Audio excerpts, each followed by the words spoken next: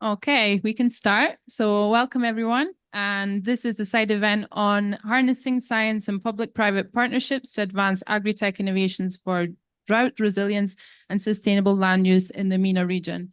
This event is taking place in the context of the UNCCD COP16 in Riyadh, and we're in CGIAR's Food and Agriculture Pavilion. This event is brought to you by CGIAR's Accelerate for Impact platform. It's a venture space that aims to leverage CGIAR's legacy of research and innovation to co-design, accelerate, and de-risk the development and deployment of science-based tech-driven solutions. Through entrepreneurial models and strategic partnerships, A4IP serves as an ecosystem enabler. We work closely with stakeholders like we have here in the room with us today to really bridge the gap and bring those research products from lab to market. A4IP is an initiative that is powered by the Alliance of Biodiversity International in CIAT, which is one of CGIAR's centers, which I represent here today. My name is Claudia Zaccari, and I'm a senior project analyst based in Rome, and I will be your moderator here today. Together with our panelists today, we will explore how science and public-private partnerships can address the pressing challenges of drought, desertification, and food insecurity in the Middle East and Northern Africa. Our discussions here today will focus on actionable strategies to drive agri-tech solutions and, of course, innovations. So you will have heard in this pavilion over the past week, there's an urgent call for systemic approaches to climate change and food security challenges. And it is promising to see both public and private sector partners and stakeholders recognizing the need to transform food systems and becoming more climate resilient and sustainable. Of course, this demands bold, collective, and inclusive approaches and actions, which balances both the immediate need as well as long-term resilience. Engaging youth and, of course, innovations will play a critical role in this transition, and engaging youth has been found to be very effective in the adoption of these digital innovations, and we will hear from some examples here today with us here in the room as well as online. So our discussions here today will focus on 4 core topics. We will look at the role of science and how, the role of science in agri-tech innovations. We will look into effective public-private collaboration and models. We will look into funding mechanisms, and we will also look into the policy recommendations and how to integrate these technologies into traditional farming practices that can help to enhance the resilience and promote sustainable land use. So now on to our panelists here today. I will ask them we have people online as well as in the room. So from my left, if you can each give a very short intro of who you are, your role, and your organization. We'll start with the people in the room. So hello, everyone. My name is Malak Shabar. I'm the communication and project analyst at UNDP Rome Center. For those who don't know UNDP, it is the leading UN agency in international development, working in 170 countries. And for UNDP Rome Center, we work mainly on climate action and clean energy transition. And as for myself, I work more on the intersection between youth and climate and environmental issues. And I'd be happy to bring that perspective, a youth perspective, to the topic today. Thank you. Thank you. My name is Rami Boujaude, and I'm the COO of agri-tech. At agri-tech, we support innovation and entrepreneurship in multiple spaces to be able to solve societal and climate-related challenges. We work in Lebanon and in the MENA region, where we help entrepreneurs start, scale, and internationalize in the region. Thank you. Good afternoon, everyone. I'm Sandrine Geoffrey, Senior Natural Resources Management Specialist working at the World Bank, based in Washington, D.C., but working in the MENA region, supporting our country to upscale or invest and upscale in land, in integrated landscape management, including through agri-technologies and climate-smart agriculture and resilience practices. Thank you very much. My name is Dumenyo Delali Theophilus. I am the CEO and founder of eOrganics, which is an agri-tech firm that is based in Ghana. What we do is that we help smallholder farmers by giving them digital solutions to be able to integrate sustainable agricultural practices towards land use conservation, as well as sustainable agriculture. Thank you very much. Okay, thank you. And can we have the people online also introduce themselves? Okay, so my name is Abdulhamid Sharif. I'm co-founder and sustainability and partnerships director at agri-tech. So basically, we are an Egyptian startup working on agricultural automation, utilization of AI, space technology in agriculture applications. And our main offering currently is focused on reduction of pesticide usage, because there is a big issue of excessive usage of pesticides via application of precision agriculture methods within pest management. Thank you. Thank you. Dr. Melli? Yes, Martino Melli. Hi, good morning. Very nice to meet you and to be invited to this very crucial event. I'm the responsible for the Italian Agency for Development Cooperation in Egypt. We are pretty much involved in developing initiatives concerning applied research, innovation, and scale up of stakeholders and local actors. We are also quite promising networks with local institutions, as the Agricultural Research Institute belonging to Ministry of Agriculture, and all the other sectors like higher education and so forth. So we are very much interested in bringing our contribution to this panel. Thank you very much, Director. And Angela Bonato?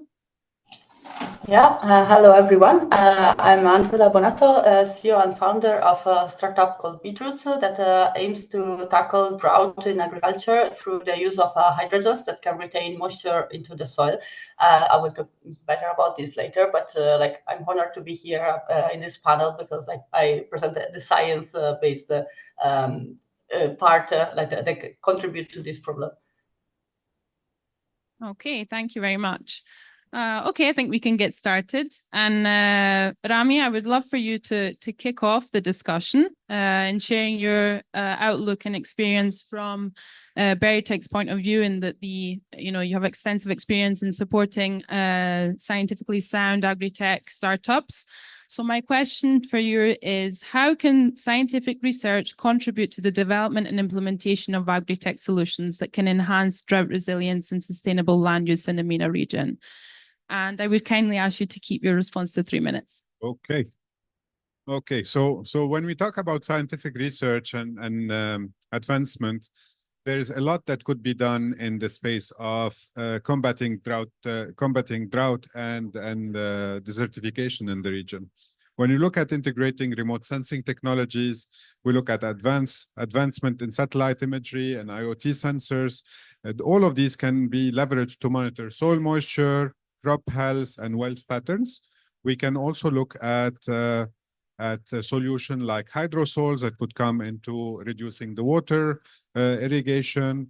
We're looking at satellite monitoring to be able to optimize the data between crops year over year, and it will help farmers to produce more. When we look at open source data, there's a lot of potential to use that data to be able to establish regional platforms to share research data and findings between countries to accelerate innovations and scalability in agri-tech solutions across the MENA. So when data is shared, there is a potential to look at how, let's say, an area like a country like Morocco and its innovations or solution could be used. Some solutions could be used in other places. One thing that we've realized that could make a big difference is how can we use localized solutions for localized problems.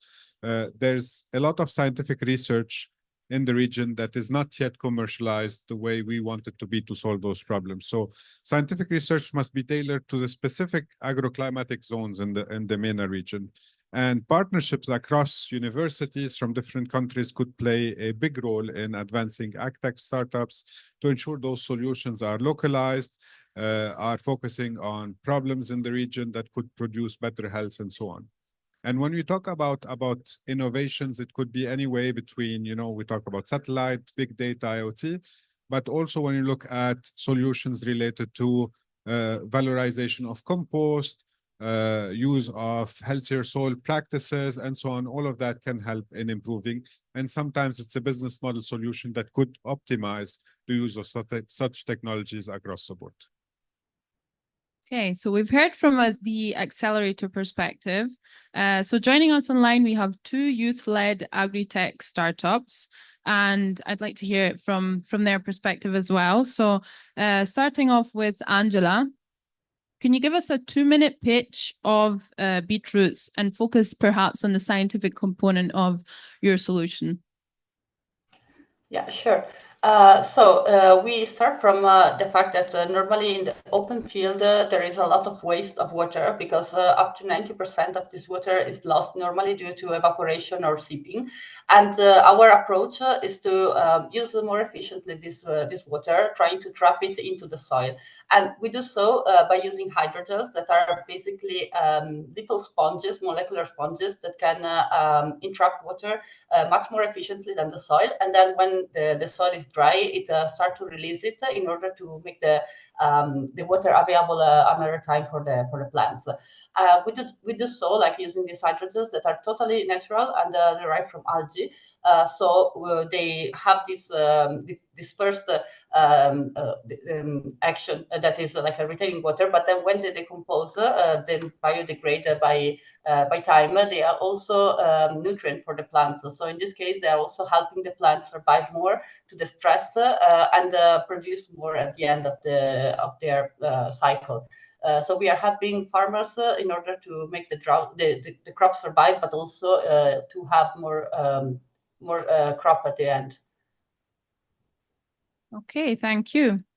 Abdelhamid, can you talk to us about AgriCan and perhaps the kind of collaborations that you have forged with scientific organizations? Yeah, so the thing is, when it comes to climate change, everyone focuses more on water scarcity and heat wave. But there is another aspect of a climate change, which is the fact that pests or plant diseases have been becoming out of the norm, sometimes abrupting the agriculture calendar in ways that the local farmers are not accustomed to. So what happens is that they respond by using excessive amounts of pesticides.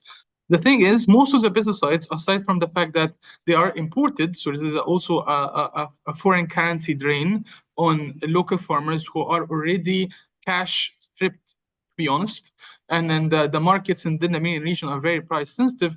There is a major health impact, not only on consumers, but also on the agricultural laborers. So what we're trying to do is that we're equipping robotic systems with means to diagnose plant diseases in the field, so that the amounts of pesticides that would be applied accordingly, not in excess.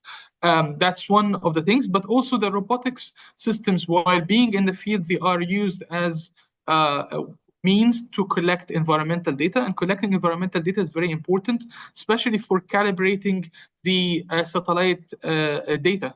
Because there is always a need for ground truthing to basically adjust and recalibrate the satellite data because of all the factors affecting the accuracy of satellite data when it comes to usage in agricultural fields. And having the local context and having the local sensory collection of data is very important.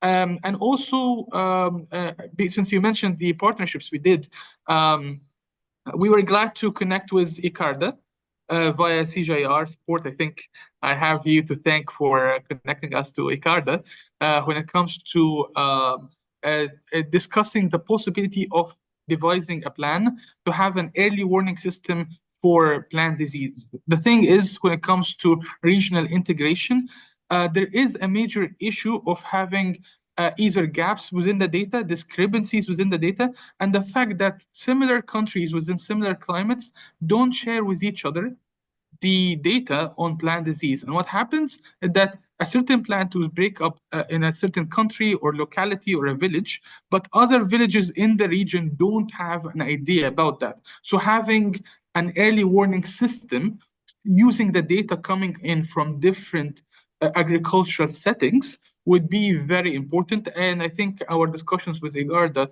on that regard were very promising. So thank you so much for that. Okay, so you touched upon the collaborations, and Rami as well, you were mentioning about the importance of, creating that enabling ecosystem that comprises different partnership or different stakeholder types. I think that's a good transition point to the next topic, which is in fact on public-private partnerships. Connecting with us online, we have Director Melli from the Italian Agency for Cooperation and Development, Cairo office. And do we have him online? Okay. And I would kindly ask Director Melli if you could develop on the examples of successful public-private partnerships models, how they are supporting agri-tech solutions in the region, and how can multi-stakeholder collaborations among the government, private sector, and research institutions be improved? Yes, we have not.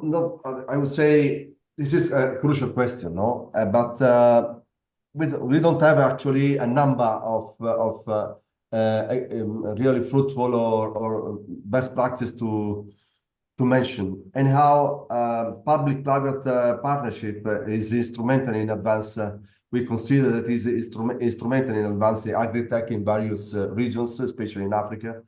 And I can mention just few models that can be put as an example. We can have, as you may know very well, we can have the Harvest Plus Challenge program that is promoted by CGIAR and the International Food Policies Research Institute, and was over for 200 agriculture and nutrition scientists globally. It focuses on biofortifying staple food like beans, cassava, and maize or rice to combat micronutrient lack and the malnutrition in Asia and Africa. Another one is the Water Efficiency Maize for Africa, WEMA. Is a partnership between African public sector, institution, private companies, and foundation. WEMA aims to develop drought-tolerant maize using conventional breeding, market-assisted breeding, and biotechnology. Those are, I would say, the main example I can make it. Then going to the how to improve the multi-stakeholders collaboration among governments and private sector research institutions, we have to consider several aspects and arguments. First of all, we should consider inclusive governance frameworks, processes for select and evaluate public-private partnership, and to enhance their effectiveness. A second aspect, we should be focalized on implementing well-established, open, and competitive processes for selection of the and evaluate the most effective PPP present and their effectiveness. A further aspect, very crucial, is to enhance the capacity building. This includes training, education, and best practice and new technology among the partners. Further, knowledge sharing and networking is a very important aspect. And in order to facilitate the collaboration and connected farmers, researchers, and businesses, and to share best practices and innovation. And lastly, I would like to mention that the inclusive and transparent partnership is a very crucial aspect, and that this will ensure the partnership that are inclusive and transparent, and that this could help in trust and encourage active participation for all the stakeholders. Thank you. I would call on Sandrine in asking, what your perspective is from your work at the World Bank. Yeah, no, thank you very much for the opportunity given to in this event to share our experiences. So on agri-tech, particularly the World Bank and INSKIP entrepreneurs put together a very strong guidebook for the development of startup ecosystems in agriculture and food. The key words here, it's, you know, creating these ecosystems, bringing together all these key stakeholders, and there are multiple, and we are already talked about it, you know, from the academic to startups, of course, government and private sector. So the main lessons learned from it is that putting together needs to understand all their perspectives as well, you know. So innovation program led by research institution, for instance, would need to be better understand on how to optimize the interaction between the different stakeholders and how to, you know, reply to the needs of the startups and, you know, understand their challenge is to bring this innovation from the research to, you know, transfer technology, I would say. And we have few examples in the region for which, you know, the market is expected to grow by 12% by 2027, as example, the Mohammed VI Polytechnic University, which created this platform to bring together and co-create a program with the public and private sectors, providing, you know, the right setting to put together all the stakeholders around the table, including the financing actors and you know, public authorities and startup and research together. So of course you need to, you know, basically to provide also the right setup, the physical location, the online soft skills training for students, the fund, of course, for startup that are investment ready, you know, to start, because of course we need to be at the early stage of startup development to be effective and to accelerate their development. So we need also, you know, maybe to have some kind of mentor or recruit coaches to help this startup and reinforce their capacity to develop and implement the new technologies and tool developed. We have also another very great example with the Food Tech Valley in the Emirates, which, you know, is being led by the government initiative designing the valley to address food security locally, regionally, and globally. So this, I think, is also a right platform to share. And, you know, all these lessons learned, good and best practices should be broader shared around the community and in the MENA region to make it happen and to really create this ecosystem involving all the stakeholders. I have said academia, startups, corporates, public entities, and cover all their needs from their own perspectives. So I stop here and happy to continue. Okay, thank you for that, Sandrine. And I'm going to take a slightly different stance to this question. We have Malak here from UNDP Rome Center. And we also have, you know, good youth representation in the room and online. So I would ask you to take this different slant to this question. So what is the role of youth in driving agri-tech innovations in the region? And what kind of mechanisms is UNDP putting in place to support this?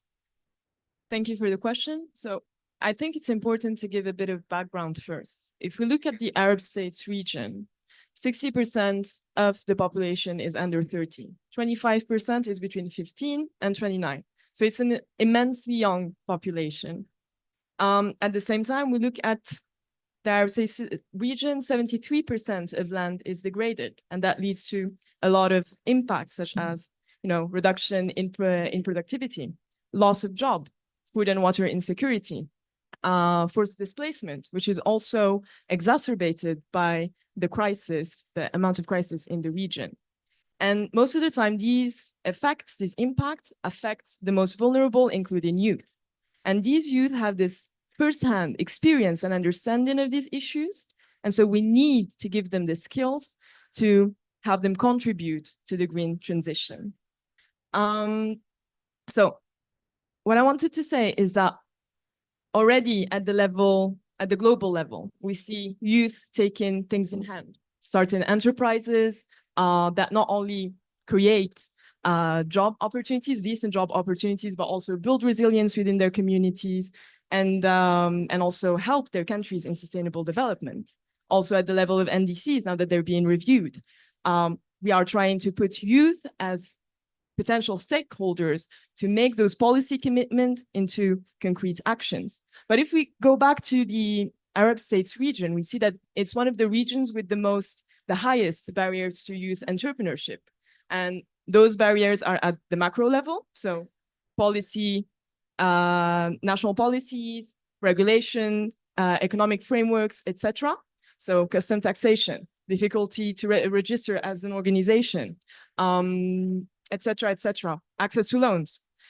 At the meso level, for example, regional networks, which are extremely important, as you have mentioned earlier, in terms of exchange of knowledge, but also at the individual level, micro level. So access to skill building, mentorship programs, etc.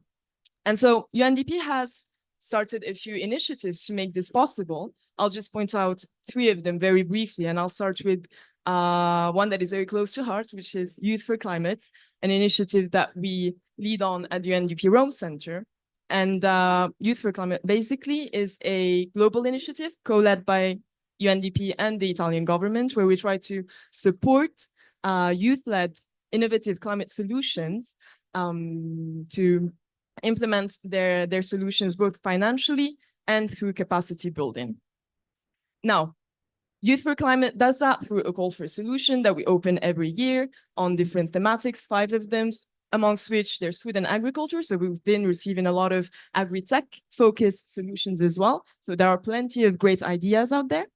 And so far, so since 2023, we've received 30,000 applications and we've selected 100 of them from 52 different countries, all with great ideas. And we funded 2.5 million that has been dispersed, million USDs. So this is just to say that we don't only give the financial funding, we also give capacity building support.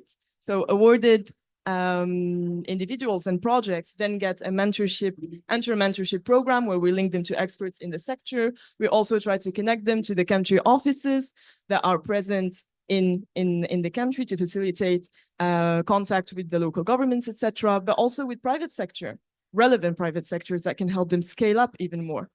So that's for the awardees, but we also help other people that have not been awarded because they shouldn't be left behind. They might become the future entrepreneurs. So we have a platform, online platform of over 18,000 members, all young entrepreneurs.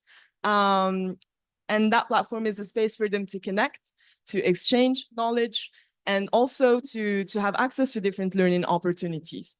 So that's just about Youth for Climate, and just taking the opportunity to thank our partners, CGIAR, for helping as well with all the selection process, especially for the food and agriculture sector. Another 2 initiatives, and I'll be real quick, that are led by UNDP regional offices. The first one being the Green Growth and Job Acceleration Program. This is a program that aims to support 800 SMEs to achieve their green growth and to create green job opportunities, decent green job opportunities for the youth in Morocco, Tunisia, and Jordan and Egypt. And so another component of the same program is called Youth for Sustainability, where they bring youth from those regions and give them intense training so that they could come up with innovative solutions that would then be integrated within the same SMEs. And so the first cohort is about to come to an end. And the interesting thing is that 48% of those SMEs are actually youth-led, and 35% of them are in the field of agri-tech and biotech. And very brief example to really give an idea of what this is an example from Morocco called Jodor, where all right, great. Yeah, we, in our agri-tech for Morocco Innovation Challenge, Jodor was one of the 10 finalists that went through to the acceleration program. Beautiful. So beautiful to see how things are so interconnected. But yeah, so Rodor aims to solve the problem of soil degradation by providing hydroponic systems to local farmers, and they actually help them reduce water usage by up to 80%, if I'm correct. So the final initiative, and I'll end there, it's Timbuktu initiative. This is led in Africa and obviously North Africa, being part of the Arab states as well, the MENA region. So Timbuktu is this innovation and investment initiative that aims to catalyze young entrepreneurship and innovation. And it comes from this perception or this realization that Africa has a lot of untapped potential and that there's a huge youth population and also a huge workforce, but a lack of an innovation ecosystem and difficulty for startups to start and scale up. So the point here, that the objective is to raise up to $1 billion USD for 100,000 youth-led and women-led startups. And the way it functions is that it has 13 unipods all over Africa. And unipods are a bit these places where the ideation phase happens, where there's research and innovation and young people come up with their ideas and have the skill building necessary. And then there are tech hubs, each tech hub with a specific orientation. And for example, in Accra, actually, there's an agri-tech tech hub. And these work more as incubation and accelerator hubs that allow those ideas to become projects that are ready for investment.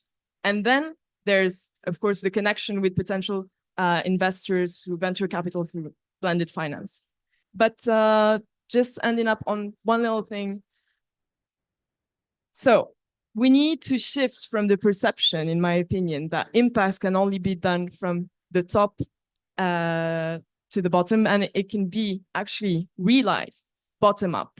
There are a lot of youth with great ideas that know exactly what the issues are, that live the issues, and that need to be given that space and those means to actually realize those aspirations. And risk is part of innovation. Risk is inevitable, and sometimes we need to embrace risk to move forward. Thank you. Thank you. And yes, we'll then go back to hearing from the innovators as well in terms of, looking forward, how in terms of policy recommendations. Before we go into that, so I have a question regarding, you touched upon it, regarding a component of, the financing component that UNDP offers to its innovators. So Rami, can you give us an oversight of the different financial models which you consider to be effective in promoting agri-tech innovations? Sure. Well, when you talk about building an innovation landscape that is healthy and mature, you need to look at all aspects of financing and all modalities of financing.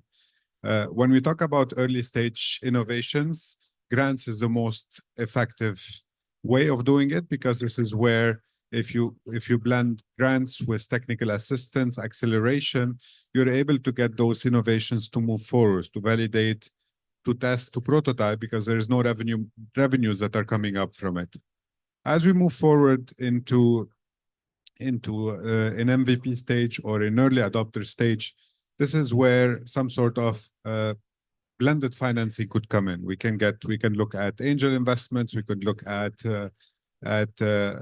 grants or loans that are concessional loans from the public sector or non-for-profit organizations or philanthropists, especially in our region where access to finance is somehow limited in most of the Arab countries.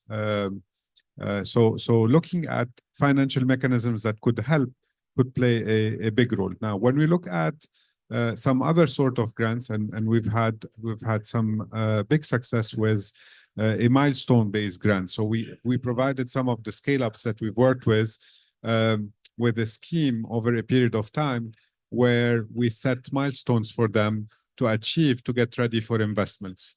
So through that, we get them to prepare for being investment ready. We get them to test their solutions in new geographies. We get them to present in different exhibitions. We provide them with technical assistance on setting up their ESG strategies or fixing their mechanisms in-house. All of that was done with a milestone-based grant where the efforts are done and then the grants come in so that they have enough time, effort, and resources to be able to achieve it. And this has helped us help those entrepreneurs in investment brokering, because we get them to be more ready for investments. We manage in that program called Water Energy for Food, which is a regional program that we're managing. We've managed to raise with them around $34 million of financing for multiple solutions of agri-tech and so on. Now, if we go pre-financing, pre-startup phase, I think here there's a lot of effort that needs to be done on financing research and financing the efforts to commercialize. And that financing would come also with efforts to work on changing the language or preparing the scientists and the researchers on conversing the language of startups. And the program that we've done with you guys on agri-tech for Egypt is one of those examples where you have amazing innovations that are taking place, and then working with them on accelerating them or preparing them to be able to translate the work and the science that they have into a language that an investor would understand or a company would understand is super, super important. And that comes with smart financing, grants, and so on. So having said that, there's a lot of effort that still need to be done in the region in the different type of financing, a different type of blending financing, de-risking financing for those startups to scale. Because if we see that whether it's international development agencies or local financing from development banks or government banks that would finance a portion of the needs to scale and take the risk, there's much more opportunities for those startups to scale in the region and make the impact that we all are aiming for. Okay. Sandrine, would you like to add to what Rami has been? Sure, I will try to add because, yeah, Rami said almost everything. No, I think, as mentioned by Rami, first, of course, with the World Bank support and or as a one World Bank group, World Bank and IFC, the International Finance Corporation, we need to work with all the stakeholders. Of course, the government, we can provide support, and it's important that the government being strengthened to provide support and develop funding programs specifically dedicated to, startup at the early stage, when they design this transfer of technology from the researcher to, the market, this stage in between. Second, of course, the venture capitalist and other financial investor participation, business angel, and so on. We should really encourage them to invest and to take interest in this specific area of agri-tech, food tech, again, at early stage, because, the sooner they are involved, the better is to really strengthen the startup, provide them with all the capacity building they would need to develop the technologies they would like to put into the markets, of course.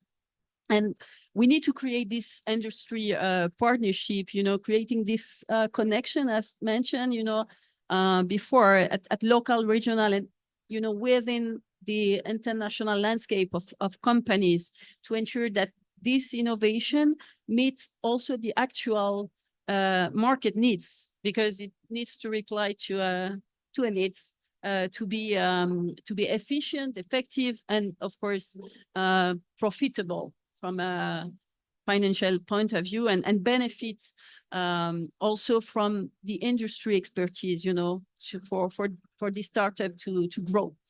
And as we have mentioned, of course, research can be funded through grants, but this transfer of technology also needs to be funded as part of this more global financing mechanism, and we really need to encourage the entrepreneurship to go to the market with the startup.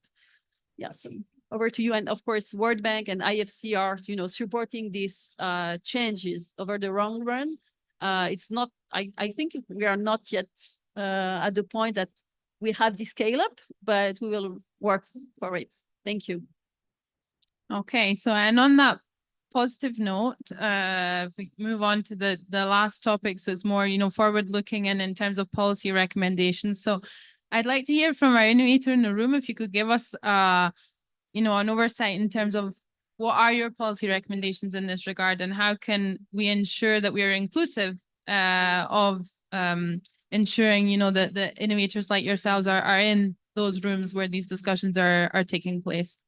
Thank you very, very much. I think when it comes to having to promote solutions that are aimed at climate mitigation and climate adaptation, one needs to realize that you need to have structures that really promote those enterprises beyond financing.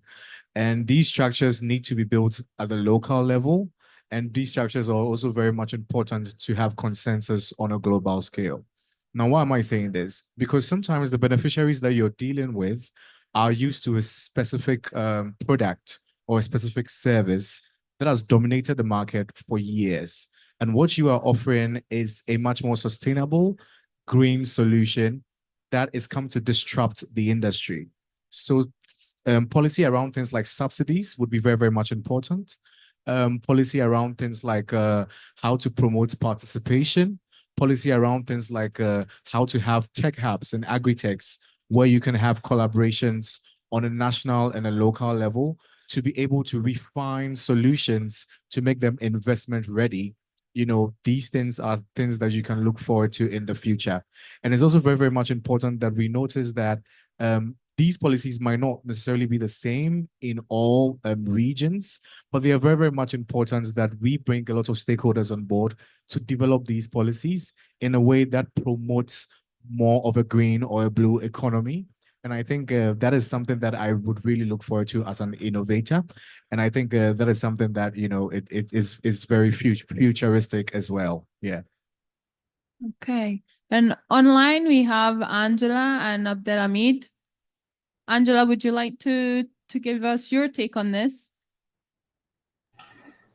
Sure.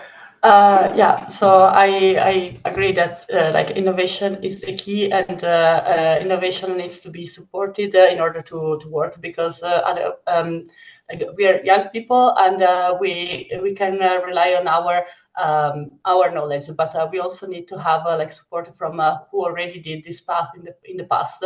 And this not only means the fact that they have to give us money, because they could be wasted, but the knowledge is the thing that is really important in this case. So having also the programs, as it was mentioned before, that help young entrepreneurs to have a clear path of where to go and not to waste time or energies is really crucial, because we need to do this path in the most efficient way.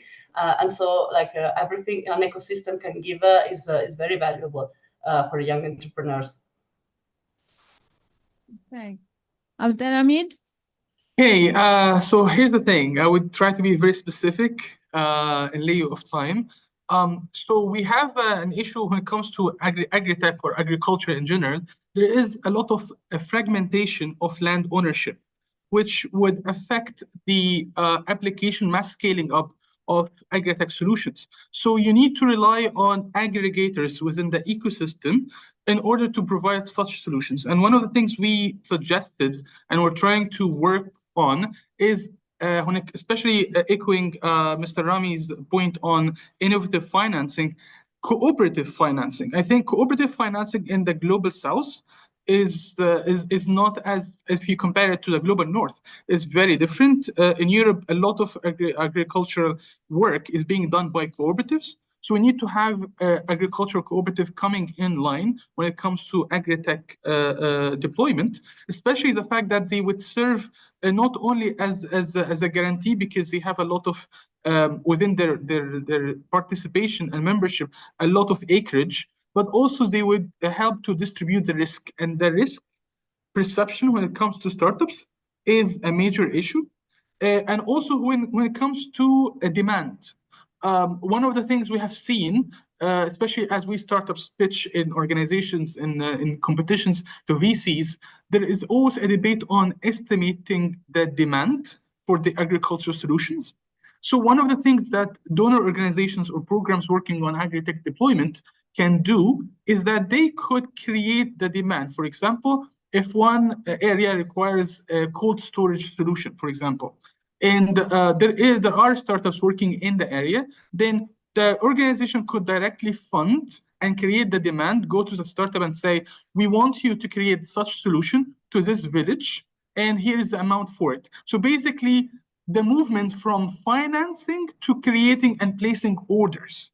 Creating and placing orders would be very important. I would say a placed order is much more beneficial to a startup than a grant, because it also gives them a precedence. It helps them create a portfolio. And also looking at the carbon and biodiversity market when it comes to the Global South, because in many cases, agri-tech solutions have an added benefit of carbon mitigation or protecting biodiversity. So there is a lot of financing, at least I would think, coming from the different COP iterations, going towards investing money in carbon mitigation and biodiversity protections. So combining this with agriculture, especially, for example, if you look at agroforestry, since this is a COP for deforestation, there are initiatives out there that startups could contribute with and could benefit from such financing. I would have to say from the perspective of us in Egypt, and I would say it's similar in the MENA region, a lot of components for the development of agri-tech rely on like components, simply sensory equipment, which are often imported, and the startup would pay a lot of money in customs.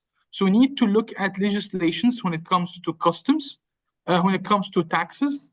And also, one final thing, because I feel like I took too much time, incorporating startups in policy making. In many cases, people within the startup world are actually coming from studies related to sustainable development, so they have an idea about policy making or finance or innovation deployment. So having regular policy roundtables to incorporate startups' input in the development of the policy. So basically, we don't just wait for the policy to be compiled, then consult startups, but get the feedback directly from startups into the policy roundtables, so that the perspective from frontliners, people on the ground dealing with the actual farmer, dealing with the actual community, is basically passed on to higher levels. Yeah, thank you. Okay. So we've heard from our innovators. Is there anyone on the panel that would like to add in terms of policy recommendations? And Director Melli online as well, if you would like to intervene, feel free to do so.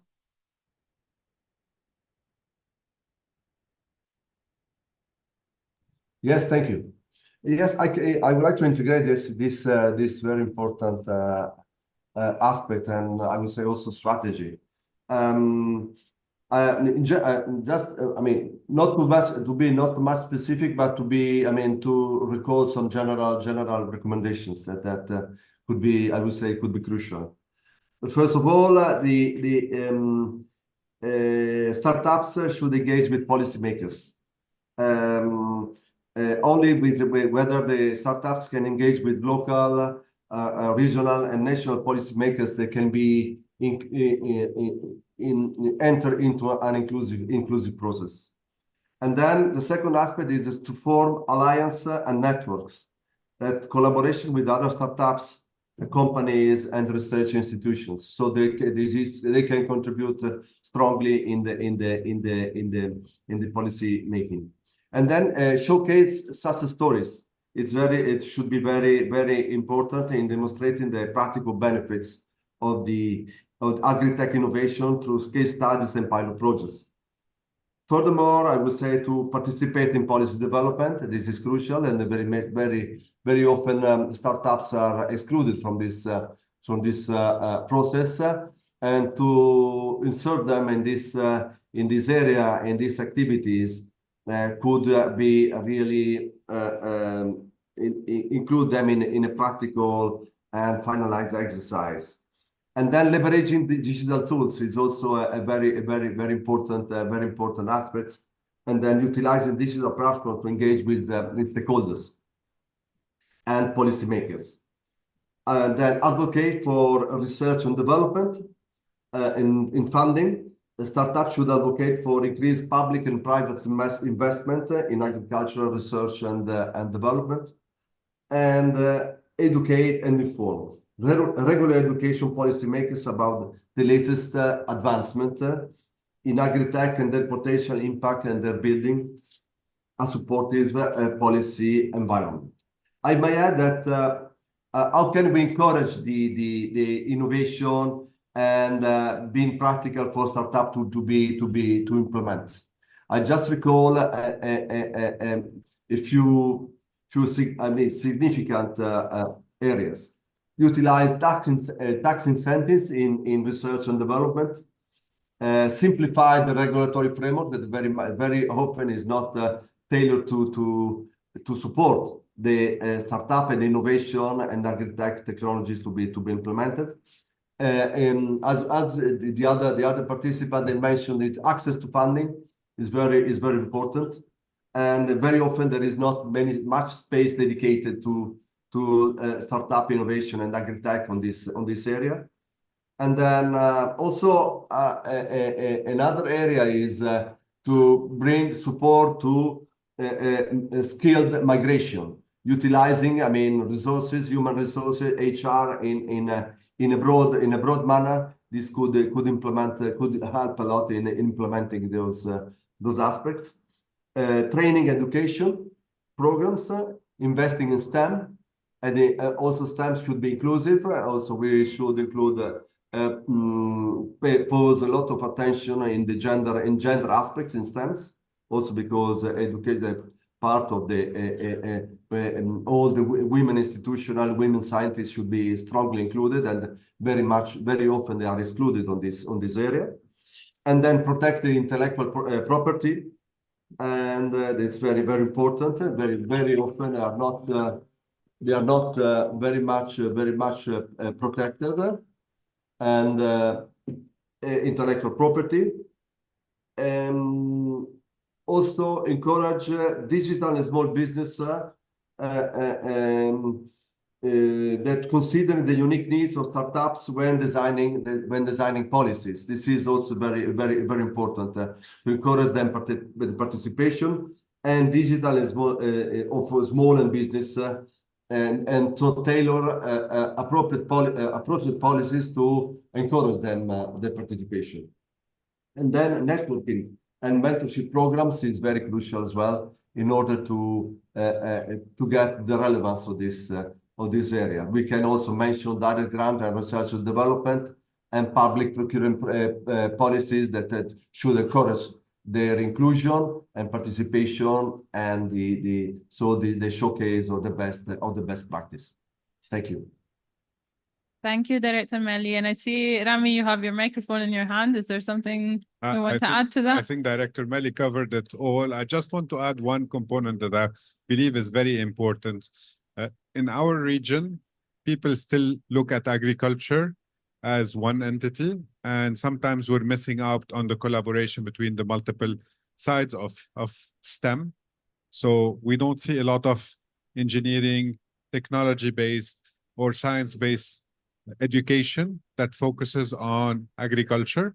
I think part of the startups that we have amazing people that come from multidisciplinary background.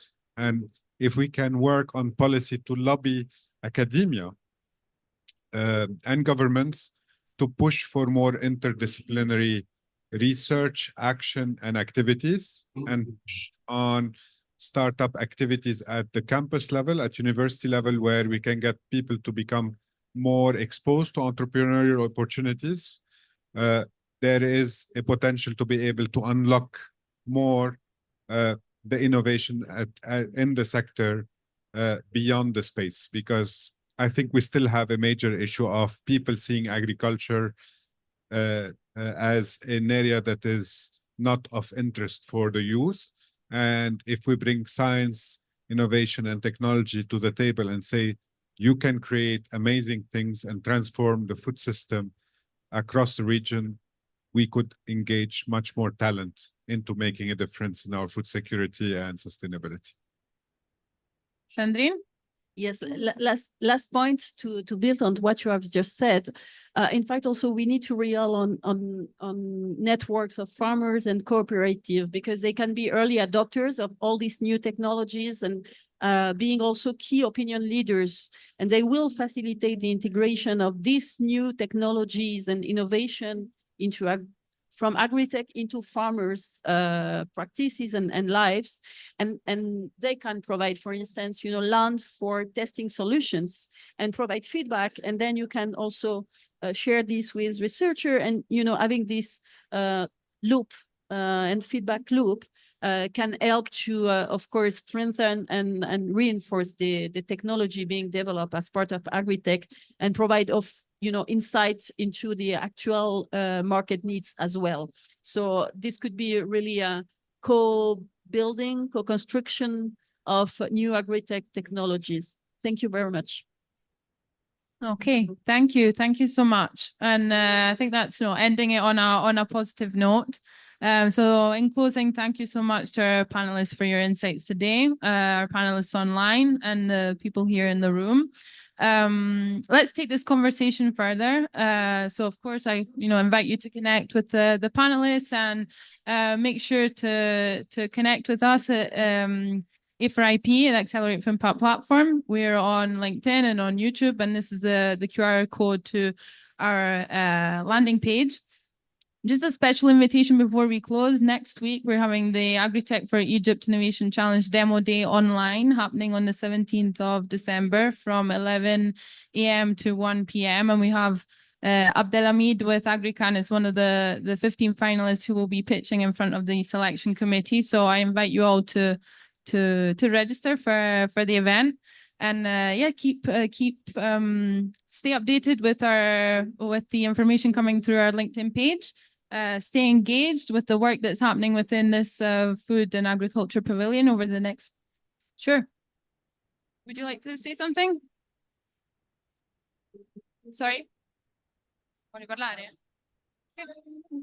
Prego. Just if possible, I would like to make questions. Just if possible. Do we have time? No, it's okay.